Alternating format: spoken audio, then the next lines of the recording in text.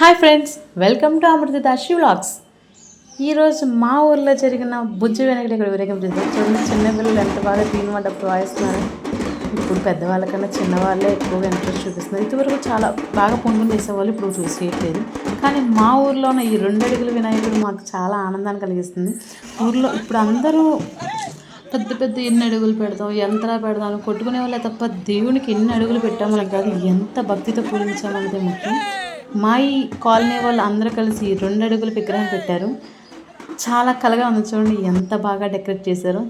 చిన్న వినాయకుడు, చిన్న పందిరి, చిన్న వినాయకుడు, చిన్న పందిరి కాదు, అందరూ ఎంత సంతోషంగా ఎంత ఆనందంగా దేవుణ్ణి ఎంత సాంప్రదాయబద్ధంగా ఊరేగించామన్నదే ముఖ్యం. కానీ చూడండి ఎంత బాగా దిష్టి తీస్తున్నారు ఈ అన్నయ్య గారు.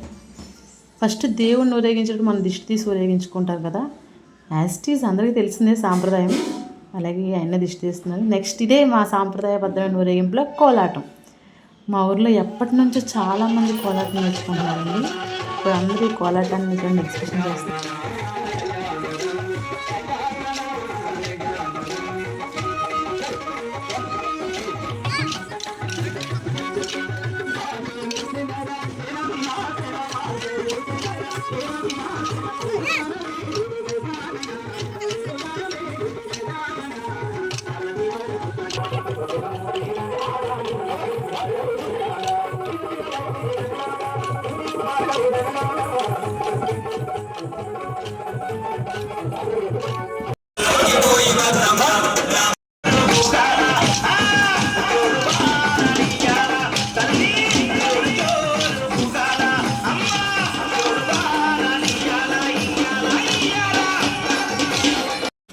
నిమజ్జన టైం వచ్చేసింది.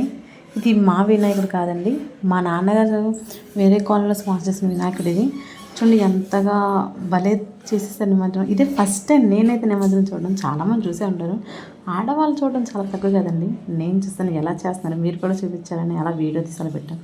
చూడండి చక్కగా ఎంత చక్కగా వినాయకుడు.